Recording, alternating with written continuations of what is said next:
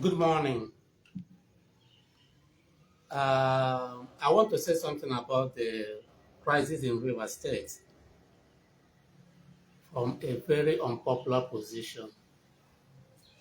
I've thought about it several times and I was not encouraged, but I feel I should say something because this thing is very important.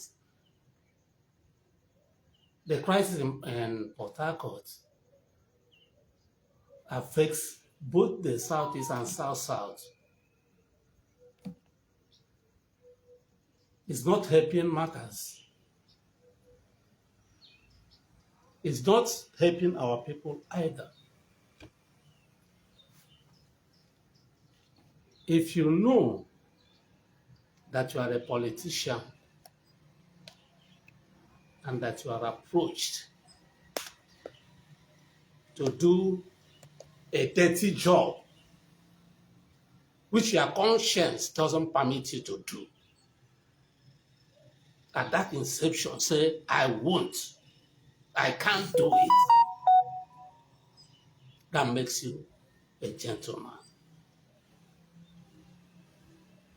All these things happening in Port Harcourt today, or in River State, could have been avoided if one party had kept its own promise.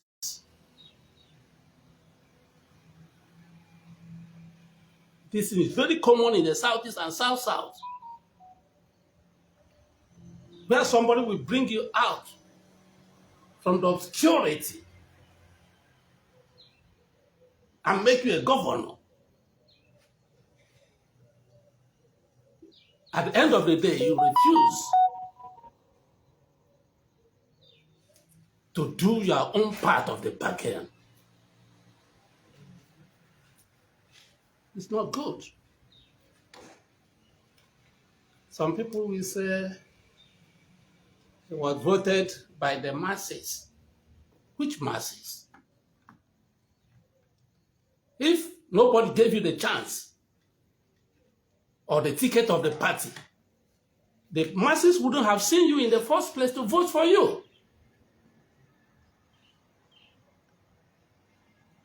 In this crisis now, if it continues, many people will die, innocent people.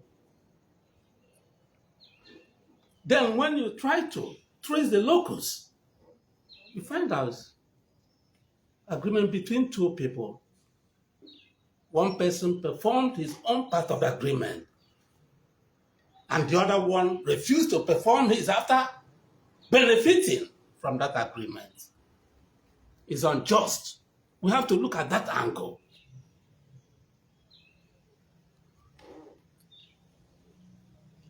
You want to play the victim card, and you forgot that as a civil servant, the highest would have gone to be the permanent secretary, the highest, and not a governor. And somebody brought you out. Then that person now that brought you out and helped you to be the governor is the bad guy. I looked at the video making the rounds where former Governor Fayose counseled this governor. If he had listened to what former Governor Fayose said, he wouldn't have fallen into this temptation. It's very, very unfortunate. It could have been avoided. All this hullabaloo could have been avoided. Who is a better governor?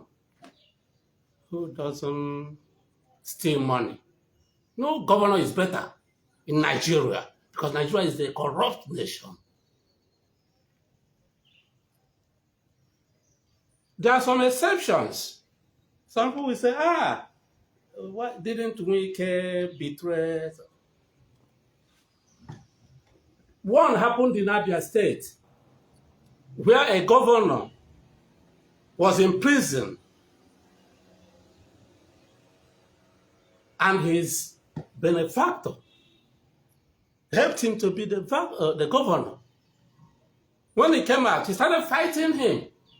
He fought him. But when he handed over to another person, that person he handed over refused to fight against him. Kept to the terms of the agreement. Even when some people had a meeting with him to pay his boss in his own coins, he refused. That was in Enugu. Those his boss rejected and made him the governor, called him for a meeting to gang up with him to fight against his boss. He asked them, if naturally I had contested the primaries with you, would I have won? The answer is no. He was asking those who invited him for a meeting in Enugu. I don't want to mention his name, but you people know. He told them, I will never betray my governor, the governor that made me today.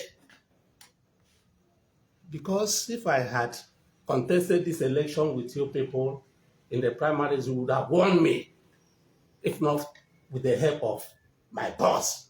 Then you want to gang up with me now to fight my boss. I will not agree. He did his 2 terms and left. That's my man. If you know you can't keep to an agreement, why should you accept it? Because you have been sworn in as a governor, then you have the executive powers. Now you start flexing muscles, causing trouble. What have you gained now in all this? It's very, very important for our people because this thing is distracting everybody every time. Southeast, South. You are not the only people in Nigeria. Look at other places. I'm not happy about this because it will involve the lives of our people. That's why I'm saying it. We have to weigh the two, not mentioning Wike. Wike is not the only devil in Nigerian politics. All the governors are devils. They all are corrupt. So no one should play the victim card here. That's the much I can say for now.